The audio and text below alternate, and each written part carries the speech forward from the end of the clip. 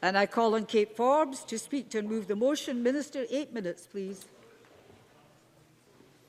Thank you, Presiding Officer. And I'm pleased to open the debate on the general principles of the Non-Domestic Rates Scotland Bill, which was introduced to Parliament on the 25th of March 2019. And in my opening remarks, I'll set out the background to this bill and then move on to the substance, while keeping it short because I recognise members want as much time as possible to offer their own contributions.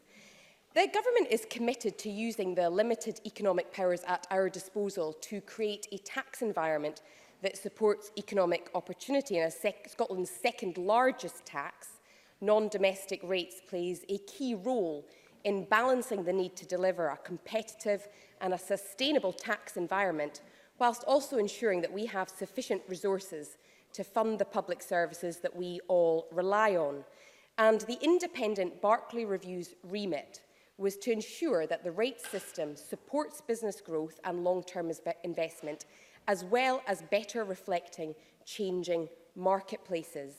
And the Barclay Review made 30 recommendations, and as our implementation plan outlined, we accepted the majority of the recommendations and have already made moves to implement those recommendations, like the Business Growth Accelerator, which was warmly welcomed by the business community, and the Fresh Start relief to support town centres. Now, we said we'd bring forward primary legislation by 2020, and the bill being debated today fulfils that commitment.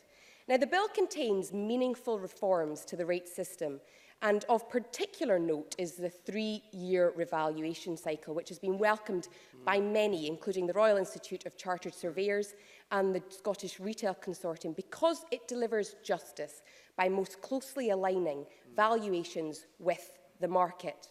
The bill also gives new powers to assessors, to local authorities and ministers to improve the administration of the system and to tackle tax avoidance.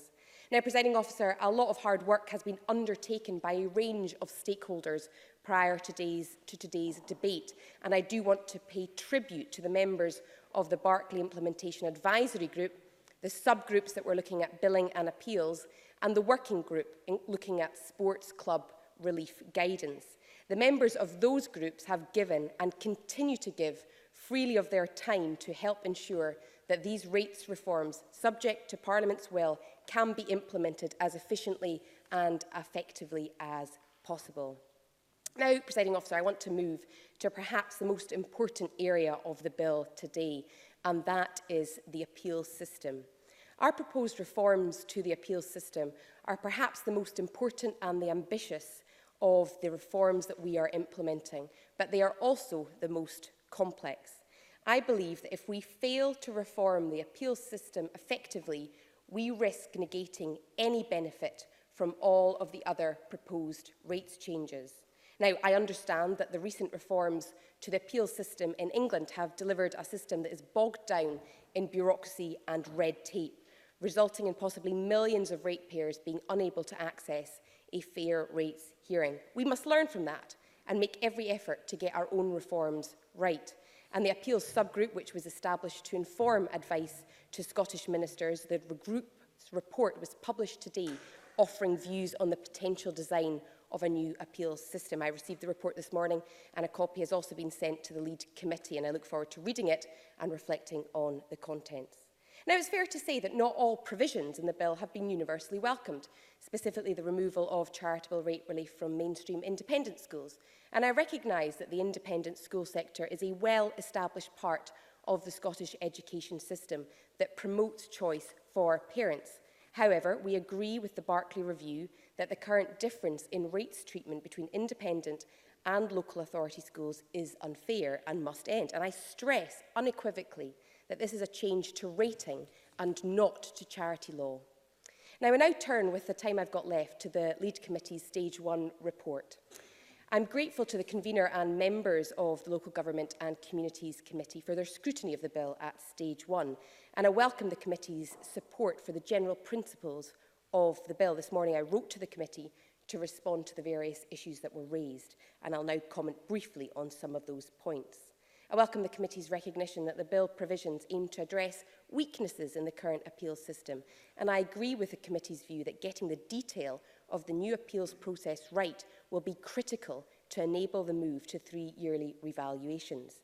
And that's why I wrote to the committee on the 3rd of September to say that we will produce towards the end of this year a set of illustrative draft appeal regulations to help the committee and other stakeholders to see and to comment on our detailed draft proposals. Now, the committee considers that fees should be introduced at both the proposal and the appeal stage of the new appeal process. And whilst I've yet to reach a conclusion on the matter, I welcome the committee's position and views on that, and I'll reflect further. And I'm sure that the comments that the appeals subgroup have made will also inform that. There's one other further area I wanted to comment on, and that's assessor and local authority information gathering powers. The committee has supported the bill's overall direction of travel there, and it's important to say in that regard that it's not all about one-way traffic. Assessors accept that they need to get better at providing information to ratepayers in the first place to help them better understand how the valuation assessment has been derived. The committee's report comments on the divergence of views expressed on some key issues, and we recognise that. The level, for example, at which civil penalties have been set. I look forward to further discussion on those important issues during the bill's amending stages. And, Presiding Officer, to give back some time to the debate, I now move that the Parliament agrees to the general principles of the Non-Domestic Rates Scotland Bill. Thank you. You caught me on the hop there. And now calling James Dornan to open on behalf of the Local Government and Communities Committee. Convener, please. Thank you, Presiding Officer.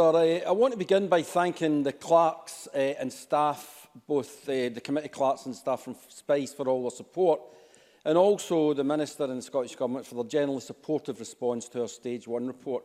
But of course, most of all, I want to thank the committee members who worked hard to bring forward this report, both those that are still present on the committee and those that came before them. Presiding Officer, the Local Government Communities Committee began our scrutiny of the bill before us during the spring of this year. We took evidence at 5 meetings and our calls for view generated a very high volume of response.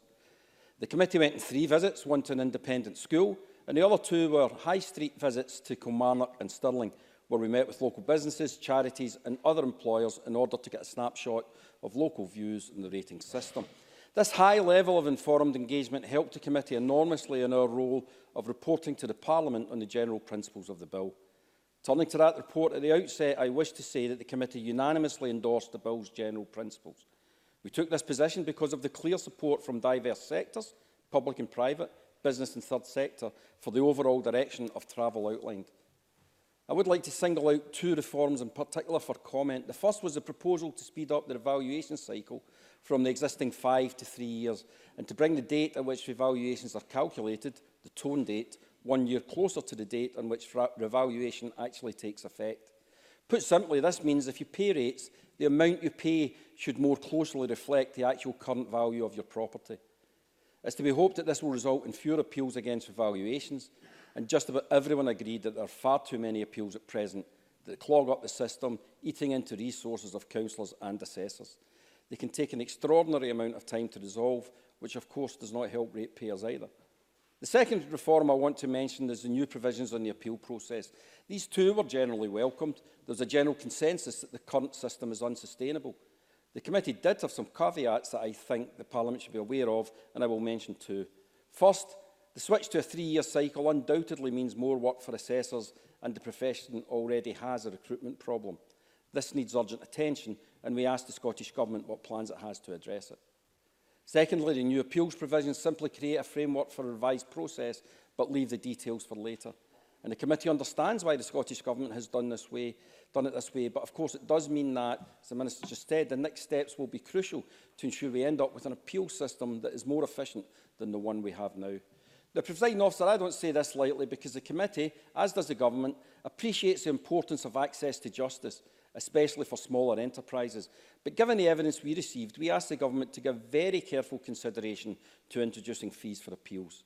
And I'm delighted that the Minister again has commented there and said that she would give this serious consideration. It became clear to us that the absence of fees is one of the primary factors contributing to a climate where speculative appeals have become normalised. I now turn to the most contentious proposal of the bill. Section 12 of the bill will remove from most independent schools the right to claim mandatory charitable relief. I do expect this to be widely discussed today, so my comments are brief. The majority of responses to our call for evidence were about Section 12, and generally from parents, teachers and occasionally young people with a direct connection to an independent school. They expressed their views with sincerity and strength of feeling and set out their concerns about what they felt this change could mean for their school. At this point, I'd like to mention the committee members' visit to George Watson's College in June and to thank them for hosting a discussion with representatives of the independent sector. As you can imagine, they put their views across to us forcefully, clearly and courteously, and I can tell the Parliament that the committee knew well at the end of that meeting where the independent sector stands. However, it's equally important to be clear that there was a strong welcome for this proposal, including from councils. They shared Bartley's view that this change would bring an anomaly to an end and help level the playing field between independent and state schools. In the end, a majority of the committee were more persuaded by the latter point of view. The independent sector has been around for a long time and has always shown an ability to adapt to change. It did so last decade when this Parliament agreed reforms to charity law. Most of us believe that this is another change the sector will adapt to. Presiding Officer, I wish to expand on the committee's comment in our Stage 1 report that the bill before us is inevitably piecemeal. This was not intended in any way as a negative commentary, but a simple reflection that of the 27 Bartley recommendations the Scottish Government has largely accepted, most don't require legislative intervention. This bill is limited to those that do. So we should all take note that this bill is just one part of a wider effort to meet the Bartley goal of having a rating system that is fairer, more efficient and more business friendly.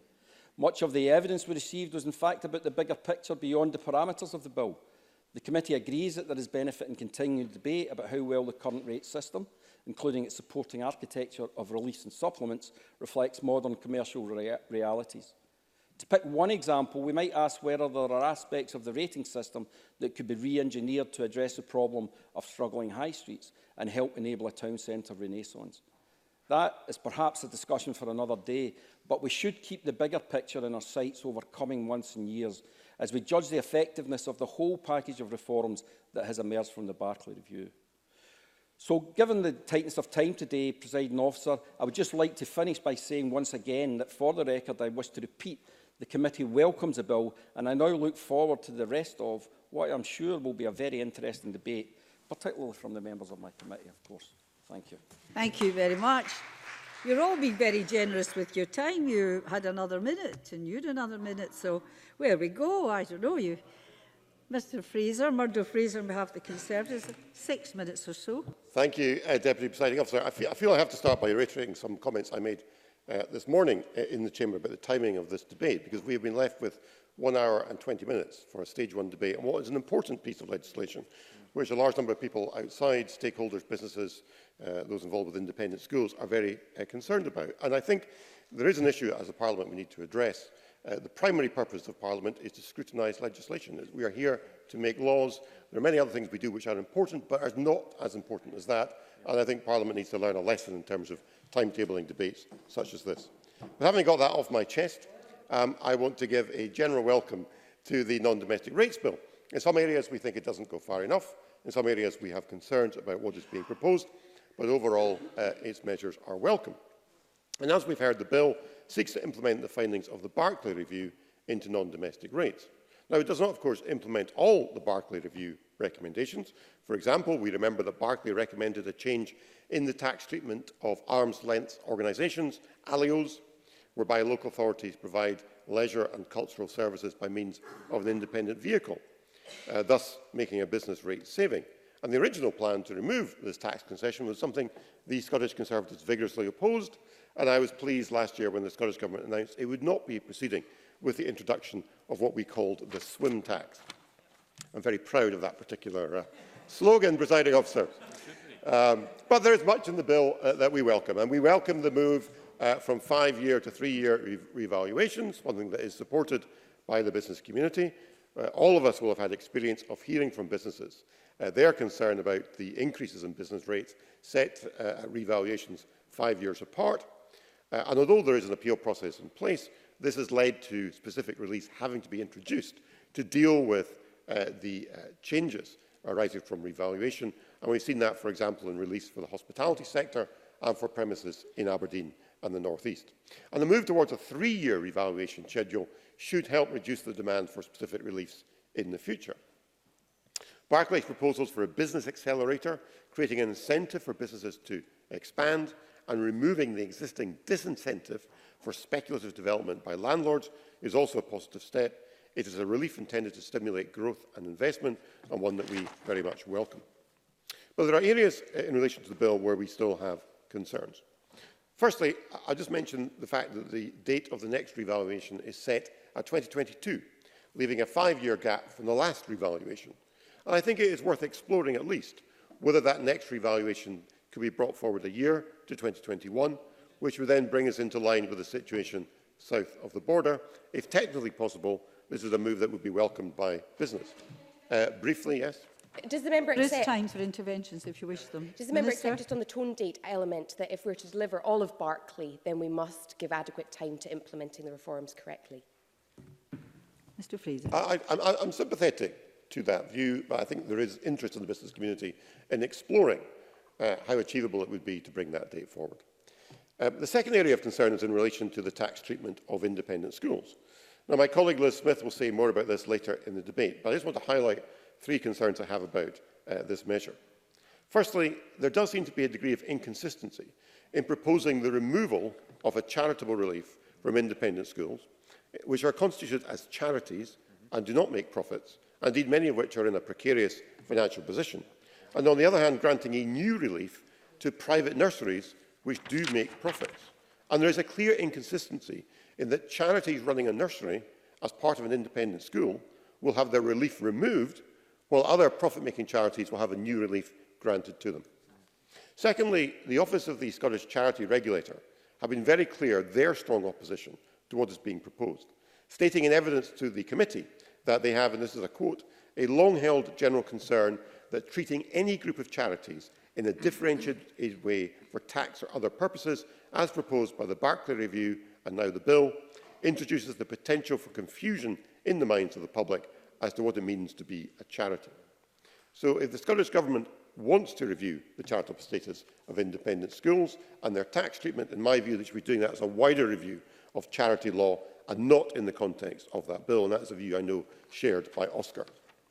And finally on this point, I simply cannot believe the financial memorandum attached to the bill that makes the assumption that there will be no additional cost to the public sector from introducing this tax grab of £7 million a year on independent schools, because this money will only be found by increasing fees to parents, by cutting bursaries, or by a combination of both, and is bound to impact, therefore, on the number of parents who choose to send their children to independent schools, and that will put an additional burden on local authorities.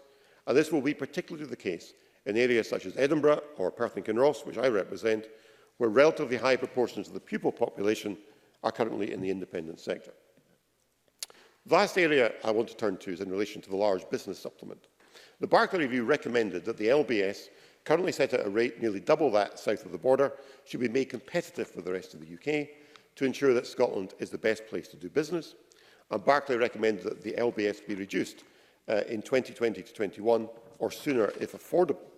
And it's disappointing that this measure is not addressed in the bill before us. We consistently hear from the business community that it is a major disincentive for businesses to invest in Scotland. In a parliamentary written answer I received last week, it was revealed that there are more than 5,000 retail businesses in Scotland paying the LBS, cumulatively contributing nearly £14 million annually. This is a tax payable on business in Scotland, not payable elsewhere in the UK. And as David Lonsdale of the Scottish Retail Consortium stated in the Herald yesterday, it is a levy which sticks out like a sore thumb. So I hope that is something that can be addressed either in this bill or separately. So in respect of these 3 issues, these are problems with the bill that we have identified. More generally, as I come to the end of my remarks, Presiding Officer, business rates do continue to be a major source of complaint, and it remains our view there should be a broader look at the business rates regime and business taxation more generally. And I was encouraged by the remarks of the committee convener that perhaps we need to consider whether a tax based purely on property values is still appropriate when so much business is conducted in cyberspace. Finally, Presiding Officer, we welcome the bill overall. We have some reservations about it, but we will support the bill at stage 1 to allow it to continue through the parliamentary process, where we will look to see how it might be improved. Thank you, Mr Fraser. I now call Sarah Boyack to open for Labour, please. 6 minutes, please. Thank you, Deputy Presiding Officer. Non-domestic rates are a vital part of the funding which enables our local authorities to deliver the local services that people rely on. And as part of our evidence gathering in advance of this year's Scottish Government budget, a key issue raised by witnesses to the Local Government Committee has been the financial cliff edge that local government faces. So ensuring that non-domestic rates are effective, enable funding for local services and are fair for our businesses and those who pay them in the public sector is crucial. So Scottish Labour welcomes the broad thrust of this legislation as it will make the system more effective and it's fairer in terms of its coverage. However, we do believe that the legislation is a missed opportunity as it could have delivered more to incentivise culture change and relate to the challenges our businesses and communities are facing. The majority of the provisions in the bill are welcome, for example, the move to 3-year valuations, removing charitable relief from independent schools, and measures to cut down on speculative appeals. However, the details of many of these areas will be left to government to develop and implement after the bill has passed, and their success will depend on consultation right across government with stakeholders and joint working with local authorities. And in some instances, the government has given itself too much power, and Scottish Labour believes the bill should be amended at stage 2 to allow the Parliament to scrutinise further actions taken on business rates. Furthermore, we think it represents a disappointing lack of ambition from the government. It's limited to the scope of the Barclay Review, which itself was too narrow.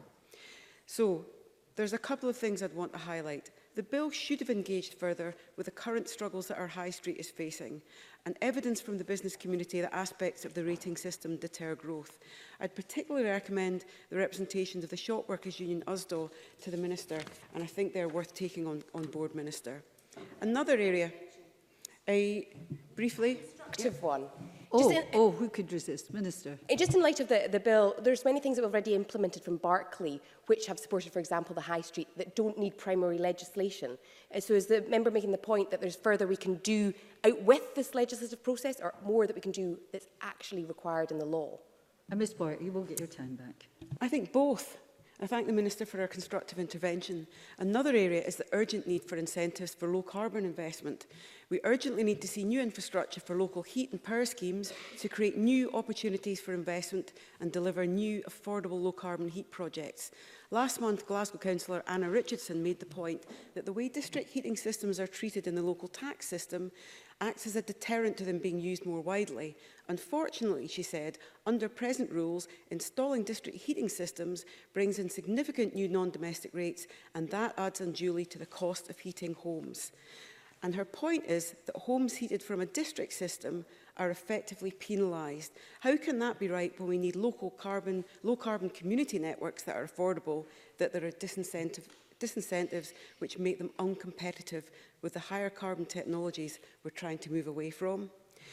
A point that the Barclay Review raised was for an examination of the effectiveness of the small business bonus scheme. I understand that work's now being carried out, and it would be helpful to know from the Minister when that's going to be published. There are key reforms that we would support here from Scottish Labour's perspective. I've already mentioned the property revaluations moving from 5 to 3 years, increasing relief available to properties that have undergone improvement or expansion, reforming the appeals system to try and cut down on speculative appeals and enable early resolution, and removing charitable relief from most independent schools. These are key measures that we would support. We also welcome measures 23 to 27 of the bill, which give the ministers the power to introduce general anti-avoidance provisions for non-domestic rates. But as the committee notes, tax avoidance corrodes public confidence in the tax system and the shared sense that everybody plays by the same rules, especially when it's carried out openly and blatantly. So we need to see clarification from the Scottish Government whether it has considered the amendment of reliefs or the small business bonus scheme to make sure that we've got an approach to prevent repeat offenders acting, and we need to see the conclusions of that. We also want to see the implementation of the revaluation cycle from 5 to 3 years. It's a business-friendly change that, if implemented effectively, could also lead to a reduction in the number of speculative appeals against revaluation. But a critical issue, I think, that's emerged is that the benefits of this proposal will only be realised if the government has a plan to address the problems of recruitment and retention in the assessor's profession. And that evidence has come through loud and clear with the evidence received by the committee. We're also supportive of reforming the appeals process. The current system is unsustainable and it leads to lengthy and resource-sapping backlogs that are not in the interest of ratepayers or administrators. So we need to see more action to ensure that we've got the staff to deliver these changes. The committee accepted that there's no good reason in principle why businesses in most public parks should continue to enjoy automatic exemption from the business rates regime, but there are uncertainties in scope about how it will be implemented, and I think we need to see more clarity on that when we reach stage 2. I've also said we agree with the committee that the changes to end mainstream independent schools' eligibility to claim charitable relief is something we support. We believe a level playing field between the state and independent sectors is absolutely crucial, alongside generating more revenue for councils. We also want to support the intentions behind Section 5, which seek to close the loophole that enables some second homeowners to effectively avoid both council tax and rates, and Section 12, which seeks to mend the problem where we have an empty property purportedly be used for a particular purpose, simply in order to claim relief. So there is much that we would support here, but there's a need for more detail when we come to stage 2. One issue I just want to finish on, the discretionary powers aimed at granting relief to sports clubs. It is good to see acknowledgement of the positive role of sports clubs in our communities, but there needs to be parliamentary scrutiny on the guidance the Scottish Government is intending to produce.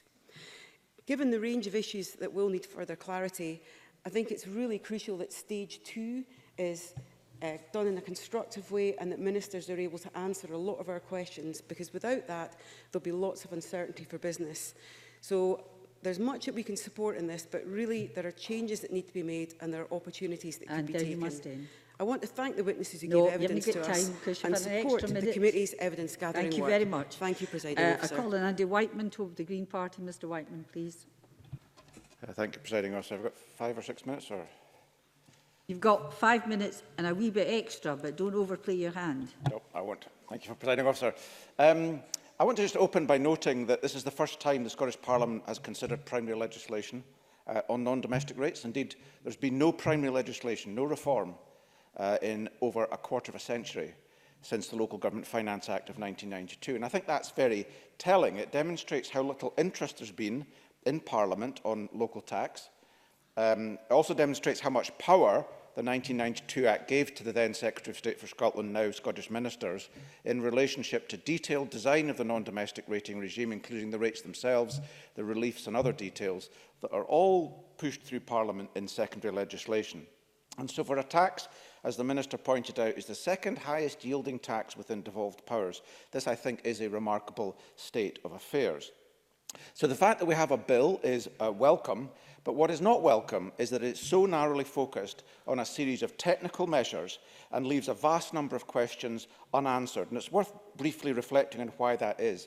In September 2013, Derek Mackay, who was here a few moments ago, the then Minister for Local Government Planning, published a response to a consultation document in which he said the Scottish Government would, and I quote, conduct a thorough and comprehensive review of the whole business rate system by 2017, which would deliver, and I quote, a fairer, simpler and more efficient business rate system. That review never took place.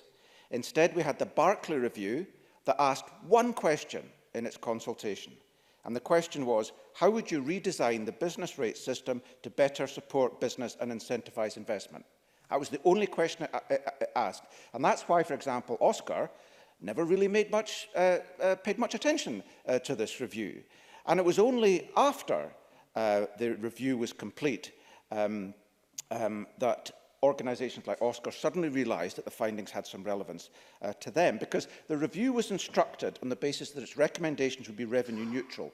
And that meant in practice that any proposals that were made to reduce liabilities in any way had to be balanced by measures that would make up for the lost yield. And it's no coincidence that many of the measures that were made that are in the bill to make up for the lost yield were basically plucked from thin air in a list of reliefs to find where they could get the money to pay for the review. So Barclay was not the comprehensive review that was promised in 2013. That still has to take place. And it's in that context that Greens approach this bill. And I want to outline our key objections and proposed reforms before concluding with a more fundamental objection. Greens will be bringing amendments at stage 2, and I've undertaken a consultation this last summer recess on them all, and I want to say a few things about some of them. Firstly, members will be aware that non-domestic rates are a local tax, and yet in 1992, Mrs Thatcher's government removed council's powers to set the rate. And since then, the rate has been set by a negative instrument with next to no parliamentary scrutiny. So we'll be bringing forward amendments to return the rates to the government to whom they belong, to local government. There will be issues of timescales and all sorts in that, which we can debate. Now, secondly, it is bizarre that we have a tax base that's incomplete.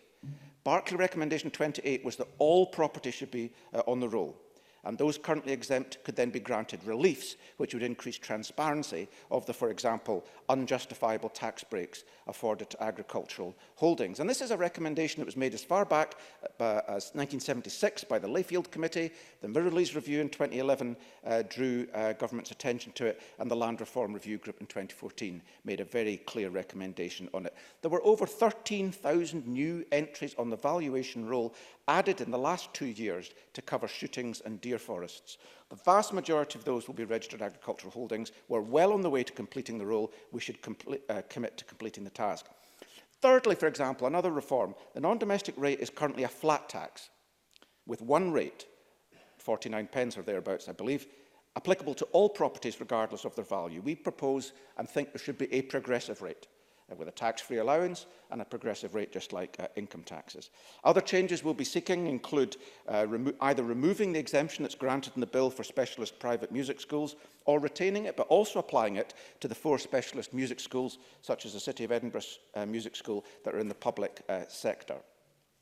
And we also want to see the localisation of reliefs and providing backstop powers, for example, to force owners to pay rather than occupiers where they can't be found. We also want to see reforms to stop multi-billionaires, such as Sheikh bin Rashid Al Maktoum, the ruler of Dubai, being eligible for the so-called small business bonus scheme, and also to ensure that all ratepayers pay something, eliminating what Barclay called the rates desert. But, Presiding Officer, just in conclusion, we've got one major concern.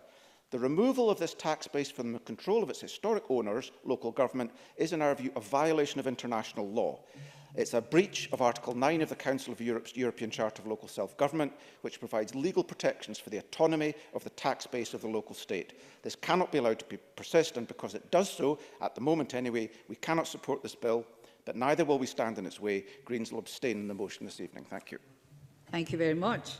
And I now call Liam MacArthur to open the Liberal Democrats. Also a generous 5 minutes. To be fair to you all, Mr MacArthur, as I always am. As you always are, Deputy Presiding Officer. Thank you very much indeed. And can I start, like others have, by thanking James Dornan and his colleagues on the committee for their work to date, but also those who've contributed to the consultation.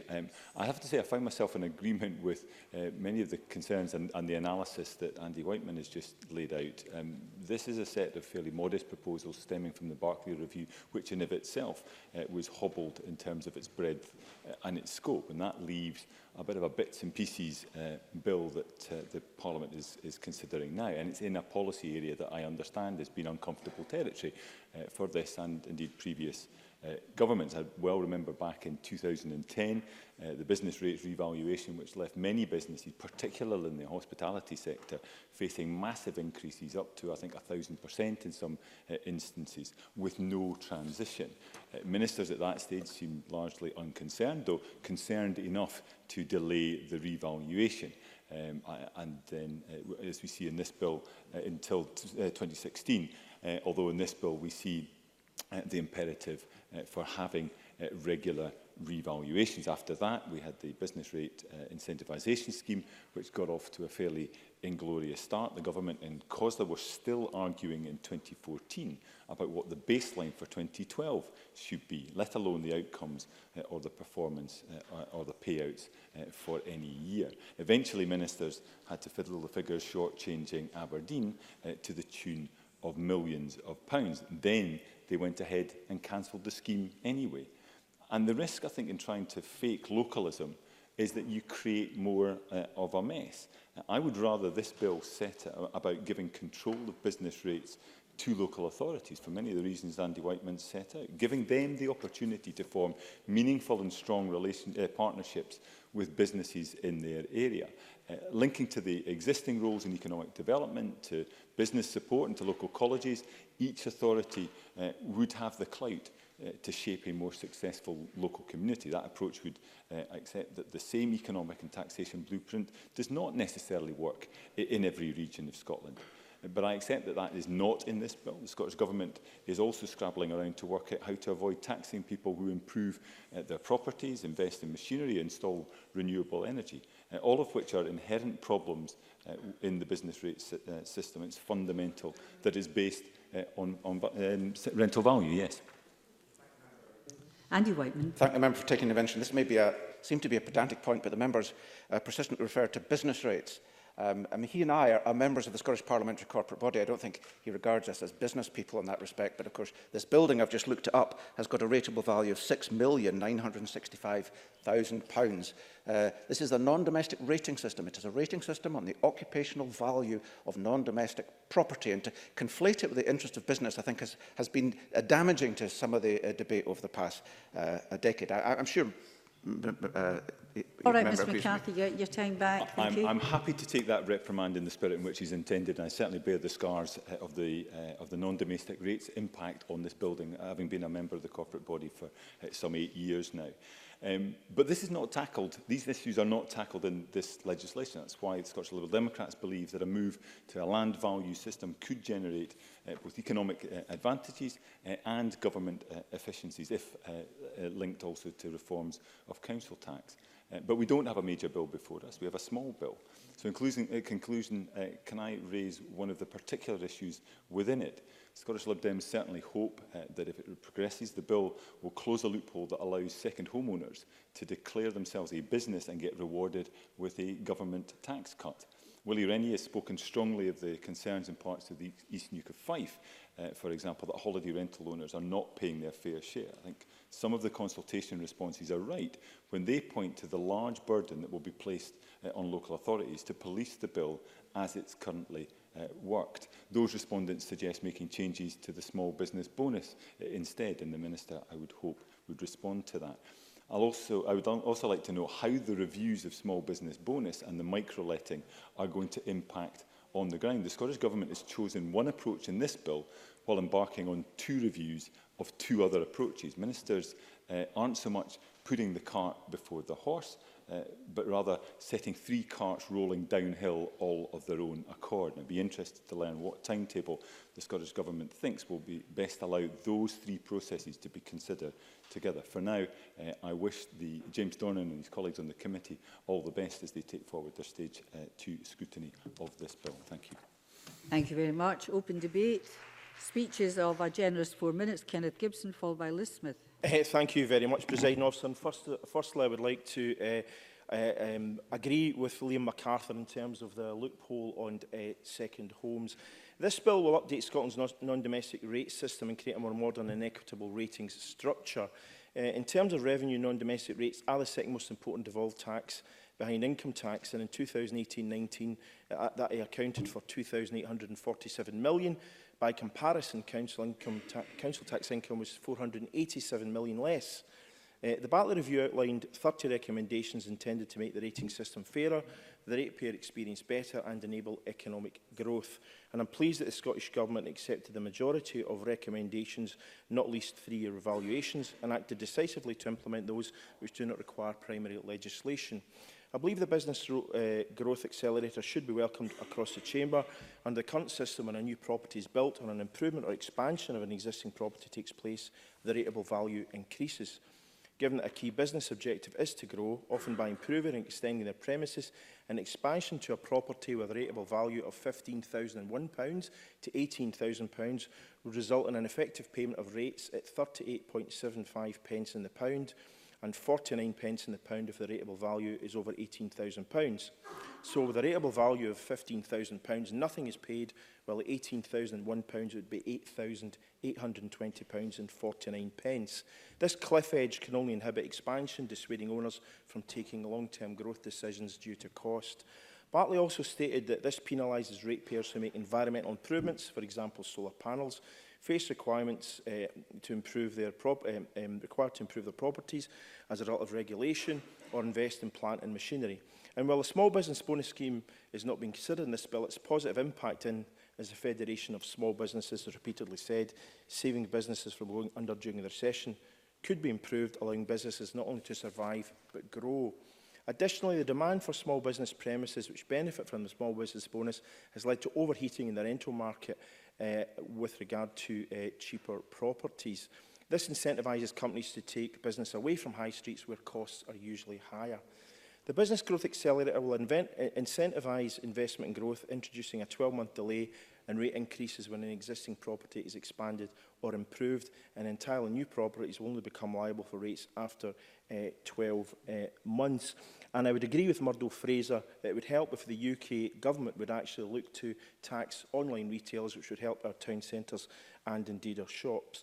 This bill includes provisions for reforming the rate revaluation appeals system to reduce speculative appeals and enable earlier resolution. In 2017, 75% of appeals resulted in no change to a specific rateable value. Therefore, I welcome the committee's conclusion that the existing system incentivises appeal making.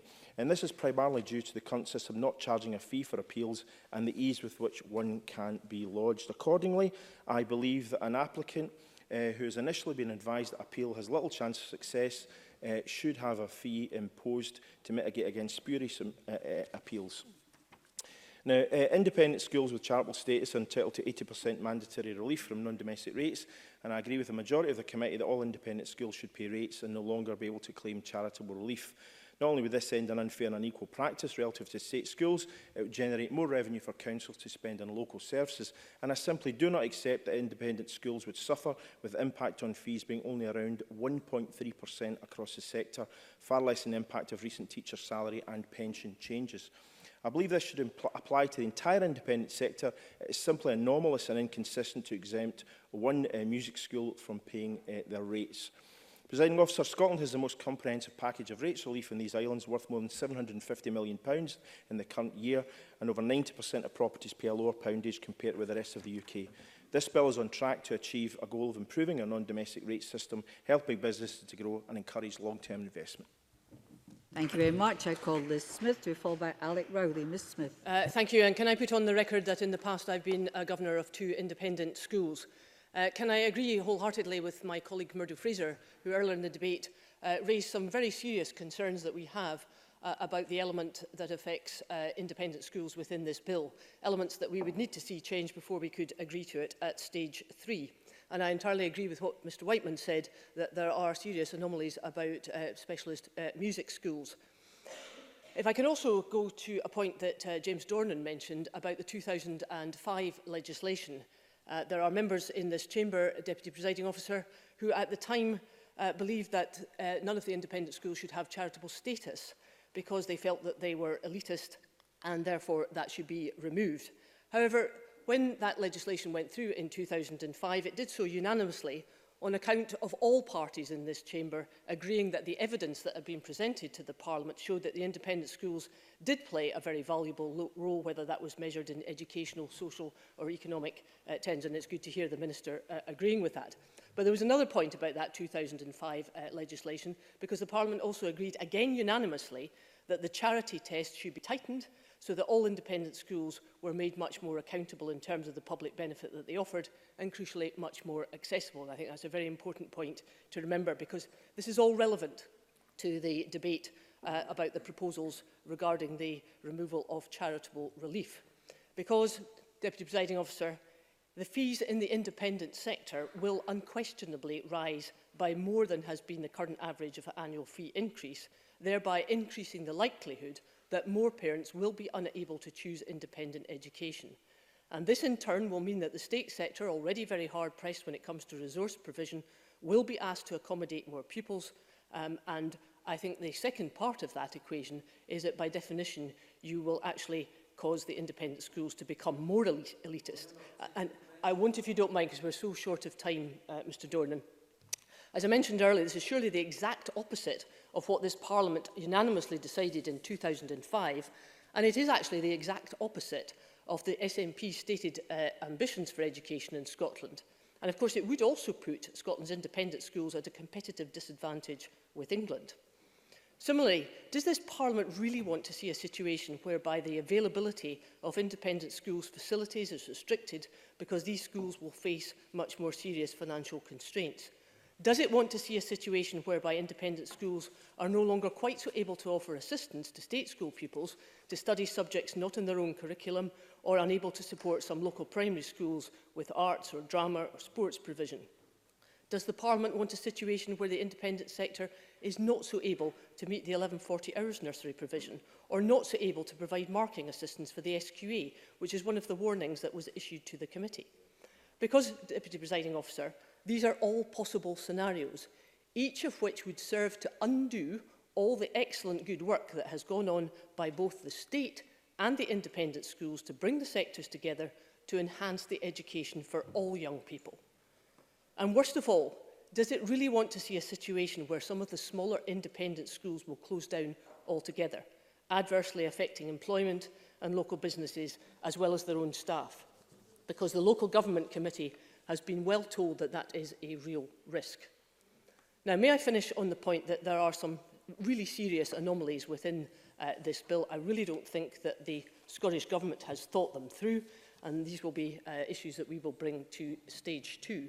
And I'm sorry they haven't been thought through, because it is very much evidenced by the fact that there is no accurate assessment of the effects of all this, because none have been forthcoming within the financial memorandum. It says nothing about the true costs of the effects of that, and that is something that the Scottish Government, I think I'm just about to close, member's Minister. closing. The Scottish Government must surely review that, because that would be a completely one-sided, biased view to give if that wasn't done. So these are serious objections, and we will be reviewing that at stage 2.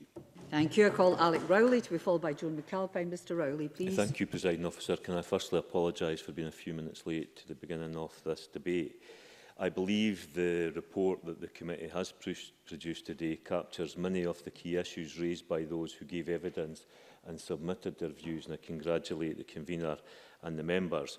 I am pleased that the committee has focused on the concerns raised about the transparency of the revaluation process.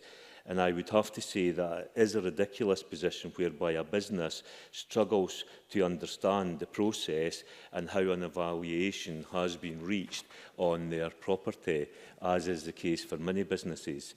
The process of revaluation should be, indeed must be, totally transparent.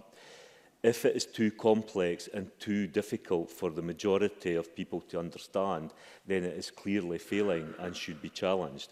So I do hope that we will see a cultural change that puts people and the need for people to understand the process at the heart of revaluation. To quote the committee, they said, and I quote, "We also note the widely shared view that the more transparent and intelligible the revaluation process is, the fewer appeals there will be, and invite the Scottish Government to confirm whether it sees opportunities as the bill continues through Parliament to ensure the processes will be more transparent in future. Whether it's been intelligible or unintelligible, surely we need to address this issue. My own experience in dealing with businesses in Fife has been that there has not been the commitment to explain properly how an evaluation was reached. That needs to change. On the question of staffing, I would also want to pick up on the point that many who work in this area currently talk about, which is the pressure off work, and that while staffing levels fall, the pressure of the cuts, the workload increases. I am pleased, therefore, that the committee has identified this point, and I look forward to hearing how the government intends to address the workload pressures which contribute to, in particular, retention challenges. So moving to 3 years is welcome, but the committee has asked what additional pressures will that put on an already overstretched service. I also think it's important to restate what the committee say about modernising the system for administering the revaluations and appeals. The committee says we welcome the small step taken so far in the bill, but urge the Scottish Government to seize the opportunity to consider further ways to streamlining and modernising the process. I do hope the Minister will pick up on this and indeed the many well-made points from the committee. On the question of ALIOs, I think we all welcome that they did not proceed with the Bartley recommendations, because the reality of that would have meant that there would have been massive pressure on services, and indeed I believe many council services that have been put into arm's length ALIOs would have collapsed had the Bartley recommendation gone ahead. However, the government do need to clarify, are they introducing a new policy where ALIOs being set up arm's length would not qualify for the same relief as the current ones do? Because I know when I was a council leader in Fife, the pressure from many on the education department was to make the cuts by making savings by putting all the schools out to an ALIO. And where does that stop? So the government recognises there's a problem there, but they need to state clearly what their policy is going to be moving forward and give local authorities a clear understanding of that. Once again, Presiding Officer, I do apologise for being late for the debate. Thank you very much, Mr Rowley. Two gentlemen. I call Joan McAlpine to be followed by Alexander Stewart. Mr Stewart will be the last speaker in the open debate. Ms McAlpine. Thank you, Presiding Officer. I welcome this legislation, but before commenting on detail on the bill itself, it's worth reminding ourselves that under the SNP Scottish Government, Scotland leads the way on rates relief. Scotland already has the most generous package of reliefs in the UK, worth more than £750 million in 2019-20, and more than 90% of properties here in Scotland pay a lower poundage than other parts of the UK this year. Yes? Andy Whiteman. I thank Joan McAlpine for making this intervention. She mentions this generous package of reliefs. Can she tell me why she thinks that Sheikh bin Rashid Al Maktoum, one of the richest men in the world, qualifies for small business bonus scheme on his estate in Kintail? Ms McAlpine. Well, I don't know anything about this gentleman's property, so I don't think it would be appropriate for me to comment on detail of someone's personal tax affairs without looking into it further, but I'll certainly go away and look into it further. I'm pleased that the Scottish Government has already acted decisively to implement those Bartley Review recommendations which did not require primary legislation. These include expanding Fresh Start relief to help town centres, something that's very important to my constituents and the market towns of South Scotland. The bill reflects the Bartley Review's recommendations intended to overhaul and modernise ratepayers' experience of navigating the system, which was judged to be poor, and also to increase fairness and, of course, promote economic growth.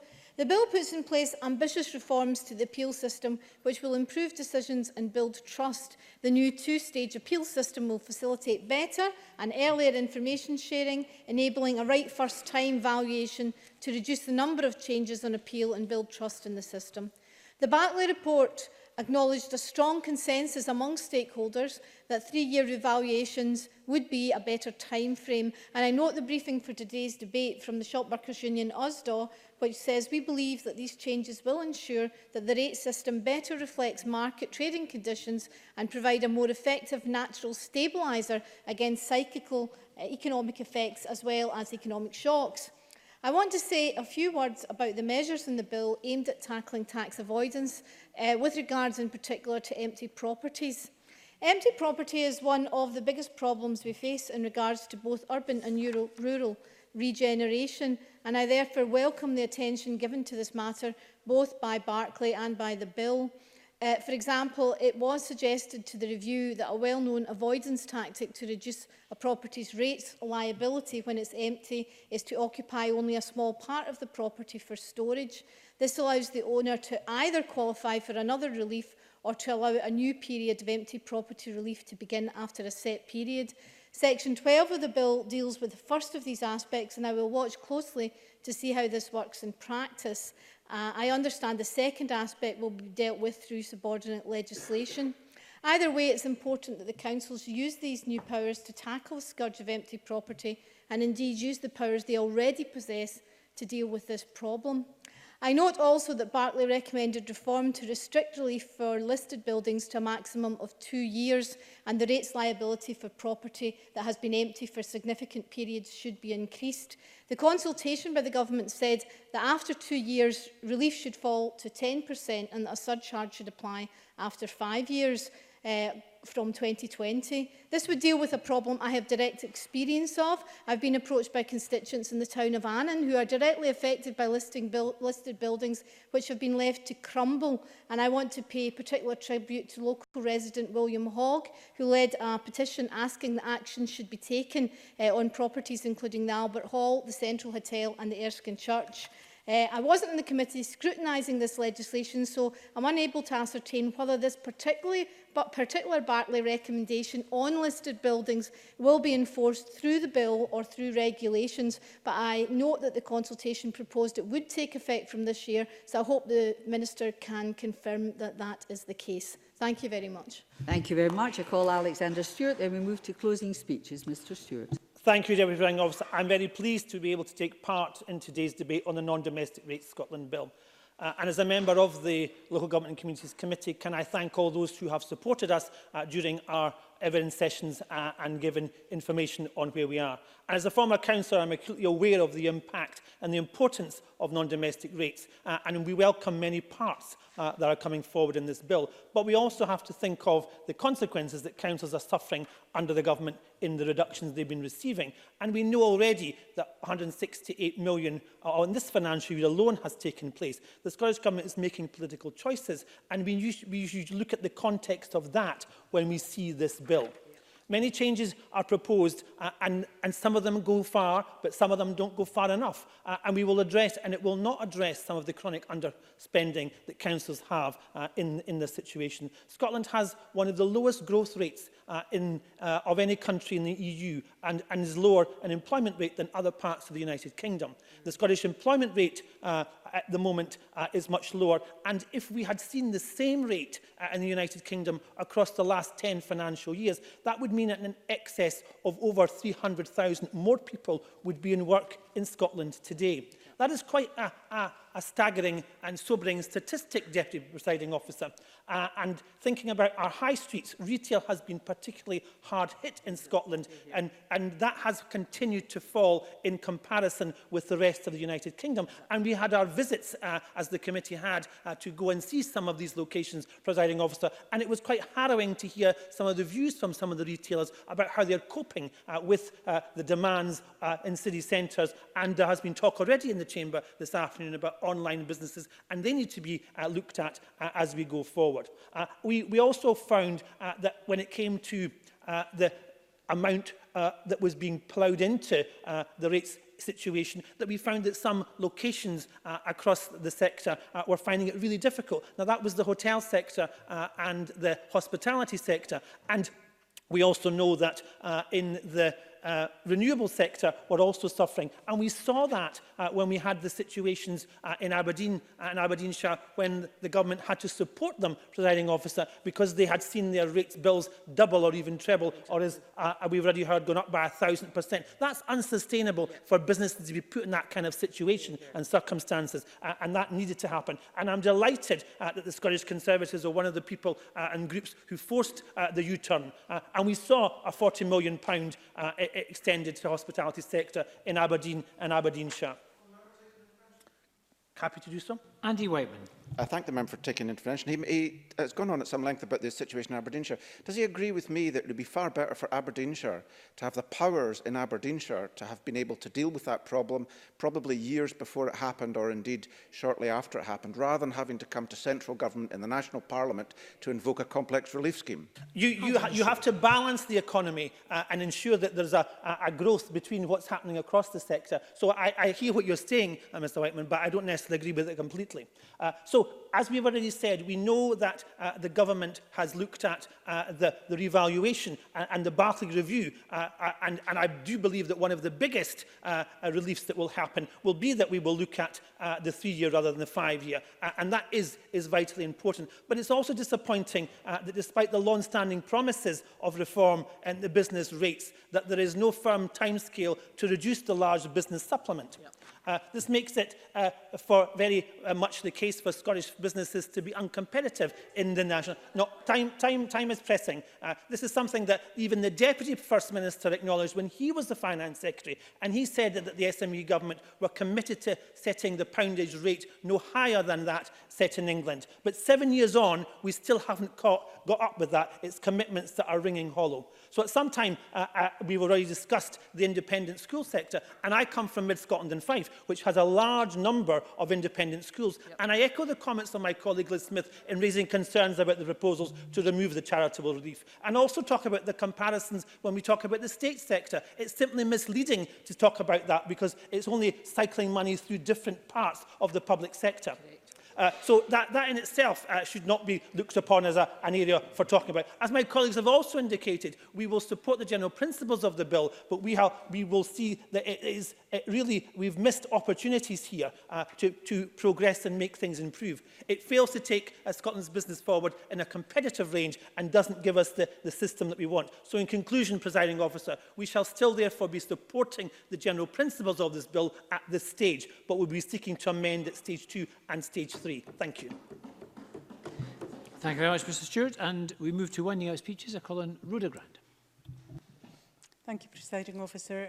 We welcome this legislation, as do outside organisations such as the Scottish Retail Consortium and USDO, and will support the bill at stage 1 and seek to work with the Government and colleagues to improve it at stage 2 and 3 as it goes through the Parliament.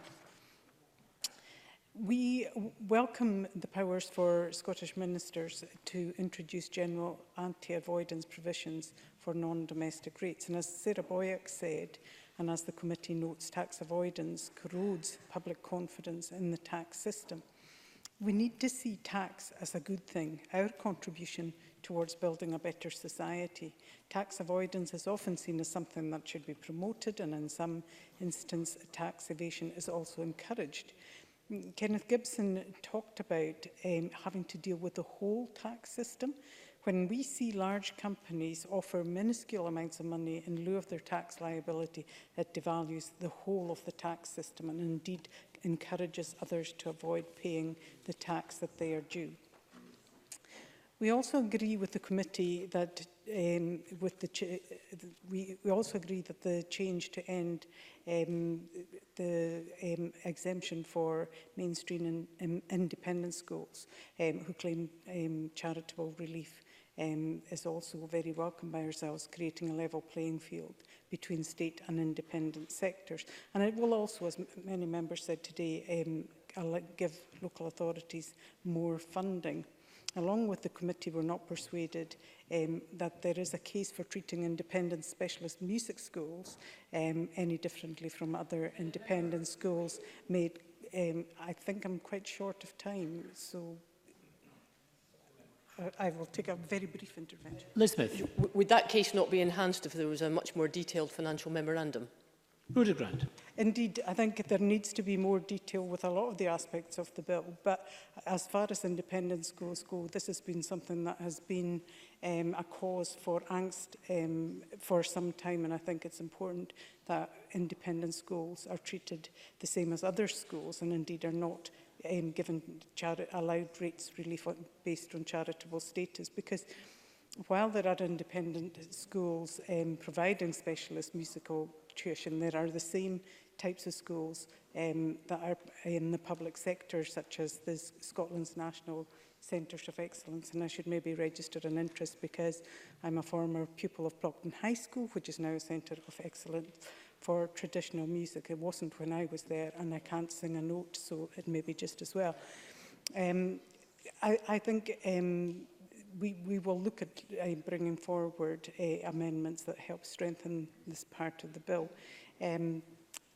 Murdo Fraser talked about further clarity being required around private nurseries and those attached to independent schools. And I think that is something that the government need to provide. Alec Rowley talked about ALIOs and how they were used by councils who are often cash-strapped to save money, and we need to ensure that that doesn't backfire on them at a time when council funding is reducing. A lot of members talked about revaluations and have welcomed the changes to the revaluation cycle from 5 years to 3 years, which will reduce the lag between the date at which the market value was calculated and real-time market conditions for business premises. Alec Rowley talked about simplicity in the system that would lead to much fewer appeals if there was better explanations as to how revaluations were carried out. And he also talked about recruitment and retention of assessors. If there are more, if the cycle is to be reduced, then we need to make sure we have adequate people within the system that are going to provide the valuations required. And that means making sure that there are people trained, but also that we treat those carrying out this work properly so that we retain them there. Similarly with appeals, the reforms to the system were welcomed by many speakers. As Sarah Boyack said in conclusion, Presiding Officer, the bill could have engaged further with the current struggles on our high street. It's also a missed opportunity to examine ideas for local devolution and the scope of rates relief to drive up things like environmental standards. She talked specifically about district heating systems, but also standards about employment and things like the real living wage. If I can just quote Paddy Ellis of ASDO, who says, "The retail sector needs urgent action to protect these essential jobs, which are a key part of our communities." Business rate. I am in my last seconds, I think, sorry. Business rates reform is a central part of this, but a fundamental review of the support for the sector is needed, and if we are to save our high streets from further decline. Thank you very much, Mr. Grant. I call on Graham Simpson to conclude for the Conservative Party. Thank you, Presiding Officer. Can I start by echoing the initial comments of my colleague Murdo Fraser and express the frustration at the truncated time given to this debate, because there's not been many members in the chamber, but a lot of people are interested in this. This is a very serious piece of legislation that affects a lot of people. So I'll move on from that and thank the committee clerks for their work on the Stage 1 report, as well as my fellow committee members, James Dornan, Sarah Boyack, Annabel Ewing, Kenny Gibson, Andy Whiteman, and my good friend Alexander Stewart, who of course spoke with his usual passion. Now, the rate system is fiendishly complicated, archaic even, quite ludicrous at times, and difficult for most people to comprehend. As the FSB said in evidence, only about 2/5 of business owners believe they understand how their rateable value is calculated. That the system has been in need of a shake-up for a long time is not in doubt, but this bill doesn't do that. It's a missed opportunity. True to form, the government set up a review, and that means they can blame someone else. In this case, Ken Barclay. And the mild-mannered Mr. Barclay, unfortunately, had his hands tied by a very narrow remit, which told him to produce recommendations which were revenue neutral. And it's my belief that that particular instruction led his team to make their most controversial recommendation on independent schools, though they would deny that, yes. Kate Forbes. The member at committee took evidence from Ken Barclay. This idea that he was forced to accept recommendations just to balance the books is absolutely ludicrous. Yeah. Graham Simpson. That's what he told him to do. Well, he was told to balance the books. That's the fact. And it's my view that led to this recommendation. Now, much of the bill is not controversial. Much of it is not controversial. It's sensible, even. And I'm glad the Cabinet Secretary is enjoying my contribution. No, Perhaps later. Perhaps later. There are, there are some good ideas. Changing revaluations from every 5 to 3 years, reforming the appeal system, reforms to close tax avoidance tactic for those who own holiday homes, which can be used to avoid paying any local tax on the property, the introduction of the Business Growth Accelerator, which would reduce the rates bills of growing firms, and making those conducting commercial activities in parks liable to pay business rates, but nothing about dealing with the large business supplement, which, as Murdo Fraser pointed out, puts businesses in Scotland, yes? Cabinet Secretary Derek Mackay. If it so happens that such a policy is affordable, just out of curiosity, would the Conservatives vote for a budget that reduced the large business supplement? Well, dear me, we're going to have to see the entire budget to answer that question, and see what you're doing to councils, see if you're going to slash their budgets again. There's an opportunity, another missed opportunity, to do something about high streets, and perhaps that's something we can look at for stage 2. Now, I said that much of the bill is uncontroversial, but one section has proved anything but and attracted the most comment, and that, of course, is the section taking away reliefs for independent schools. Liz Smith spoke with great authority on this. Out of a total of 367 submissions, more than 300 were on this issue, and most of those came from concerned parents, teachers, and pupils. We took evidence and we visited an independent school, George Watson's in Edinburgh. But interesting as it was, the die was cast before anyone had contacted us, before we'd heard a word, before we'd stepped across George Watson's impressive portal. Parties have positions, and some people just don't like the idea of parents having the choice to pay for their children's education.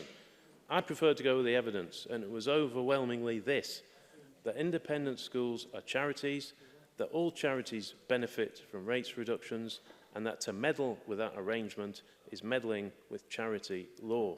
How can you attack one section of the charity sector without looking at the whole sector? This is a policy born out of prejudice and spite. Now, the SNP haven't gone quite as far as Labour with their aim of abolishing all independent schools, but this is the thin end of the wedge. Now, I didn't know a great deal about the independent school sector before scrutinising this bill, but what I found was a sector proud of their charitable status, proud of the work they do to widen access to their facilities, proud to help the disadvantaged, proud to be part of their communities. I visited Hamilton College in my own region. It's the former Strathclyde Teacher Training College. It's not a fabulously wealthy institution. From what I could see, many of the facilities lag way behind those in the state sector. Elitist it is not, and it takes its charitable status very seriously, not to avoid paying some rates, but as a mission. It rents out its facilities. It has a swimming pool that swimming icon Michael Jamieson uses for his swimming academy. Michael Jamieson is elite, but he's not elitist.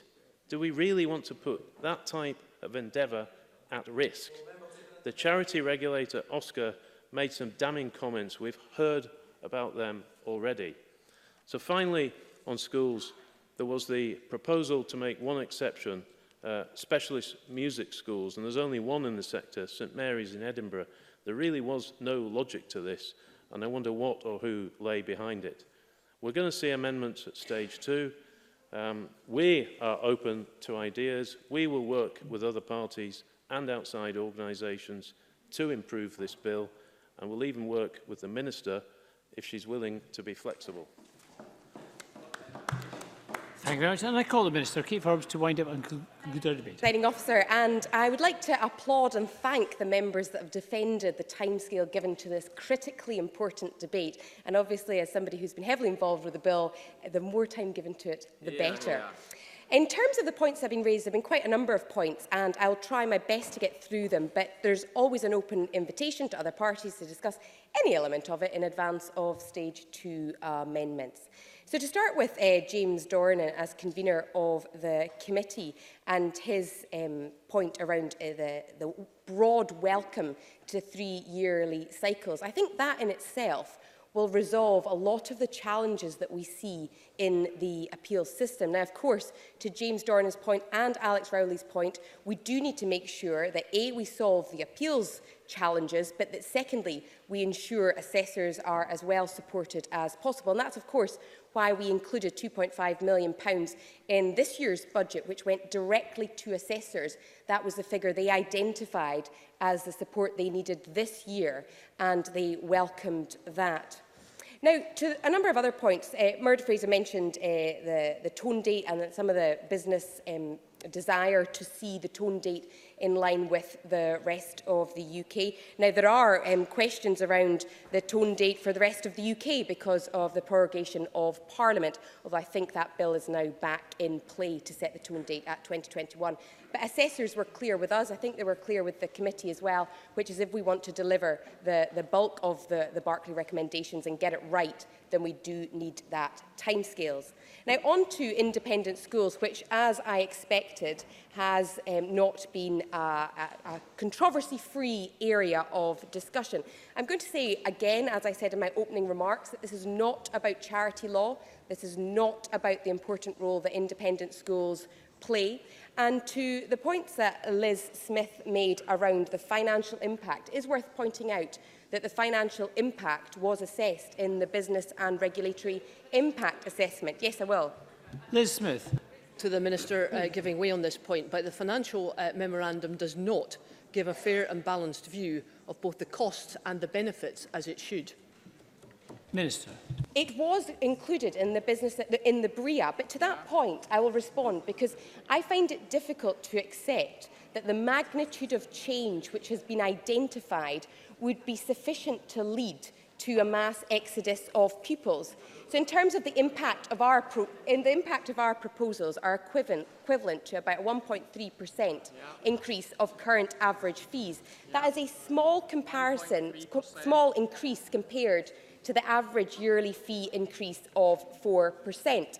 And that's why in the BRIA, and that's why the financial memorandum is as it is, because we do not believe that this policy change will result in a mass exodus of pupils to the public sector. And in terms of the potential movement, some of the calculations that have been flying around in terms of the maths uses an average cost of a school pupil when, of course, it should be the marginal cost. In the majority of cases, the marginal cost of a pupil moving from the independent sector to the state sector would be zero. So even if 3% of pupils were to transfer, we do not accept the suggestion that that would leave the policy revenue neutral. So the financial impact has been considered through the BRIA. In terms of moving on to other points that were raised, Sarah Boyack talked about the importance of guidance. I would agree with her on that point. I will endeavour to provide as much detail as possible to the committee to scrutinise, and that will of course start with the commitment I've made around providing details on illustrative appeals. Now, she also asked about the small business bonus scheme, because the Barclay Review called for a review of the effectiveness of the small business bonus scheme. They called for it to commence on the 1st of April 2020. We're ahead of the game here. The contract for the independent review has been awarded to the Fraser of Allender Institute this past summer, and overall aim of that review is to evaluate what the impact of the small business bonus scheme has been and whether it can be better targeted to support local investment, employment and growth, and it's set to report its findings in 2020. Now, Andy Whiteman. For taking intervention, I don't want to sound like a stuck record, but of course the Minister represents a constituency that contains tens of thousands of acres of land owned by the aforementioned Sheikh bin Rashid Al Maktoum, one of the richest men in the world, who is eligible for small business bonus scheme. Notwithstanding the review that's coming forward, does she agree that it's utterly ridiculous to exempt some of the richest people in the world from paying a modest contribution to Highland Council? Minister Kay Forbes. Incidentally, he is, of course, my temporary constituent every so often. And the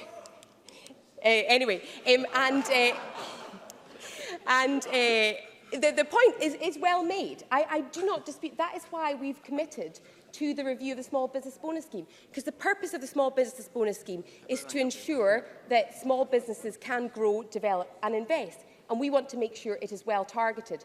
That's why it's been contracted out to an independent organisation to look at its effectiveness, and I look forward to receiving the recommendations and then implementing the recommendations that we think are appropriate. Now, moving on in light of time, there's been some talk of devolution, and of course we have made moves to devolve elements of non-domestic rates to local authorities, including the empty property relief. But it is worth reflecting on COSLA's official comments that were given to the committee during oral evidence. They welcomed the commitments made by the Scottish Government during the last budget bill to look at developing a fiscal framework. They indicated that COSLA's view is that non-domestic rates should be part of the discussion around local fiscal empowerment. It should help shape a wider, more far-reaching transfer of powers, but they also accepted that we have started that process, and that is good. But I look forward to the other recommendations that come forward from the Greens, all of which I will consider. Liam MacArthur mentioned the interaction with regulation on short-term lets. Two very different pieces of work, and I think it's important that we don't conflate. They might help support reach a shared outcome and a particular outcome on short-term lets, but the issue of taxation is very different from the issue of regulation. And I want to close where Joan McAlpine focused her remarks. She commented on the current non-domestic rates regime. She identified that in Scotland we have the most generous rates relief package anywhere in the UK, and that over 90% of properties pay a lower poundage than in the rest of the UK this year. And that indicates the value and the truthfulness of the comments I made at the outset, that the government firmly believes that a strong economy with a growing, competitive and an innovative business community is essential to supporting jobs, income and our quality of life. This bill helps us to get closer to that ambition.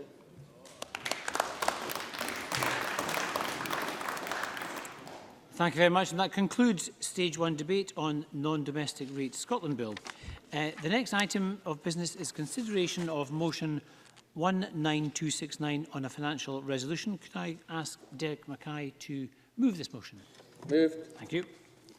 The next item is consideration of business motion 19386 in the name of Graham Day on behalf of the Parliamentary Bureau, setting out a revision to business on Wednesday the 6th of November. Could I call on Graham Day to move this? Moved, Presiding Officer. Thank you very much.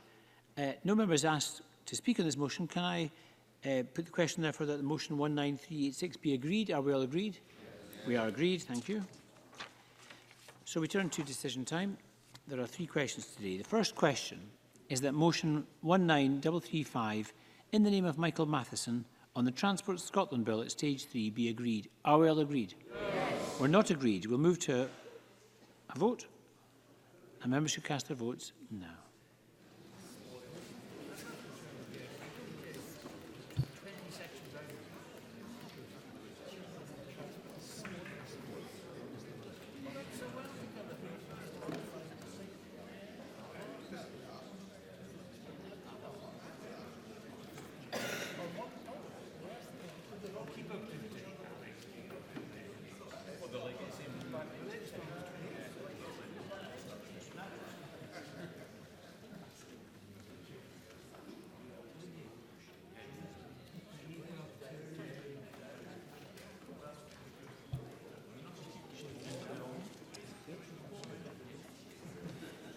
The result of the vote on motion 19335 in the name of Michael Matheson is yes 56, no 29.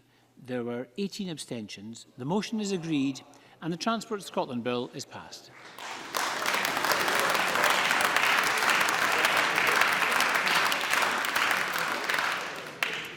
The next question is that motion 19336 in the name of Kate Forbes on the Non-Domestic Rates Scotland Bill be agreed. Are we all agreed? Oh, we're not agreed. We'll move to a vote and members may cast their votes now.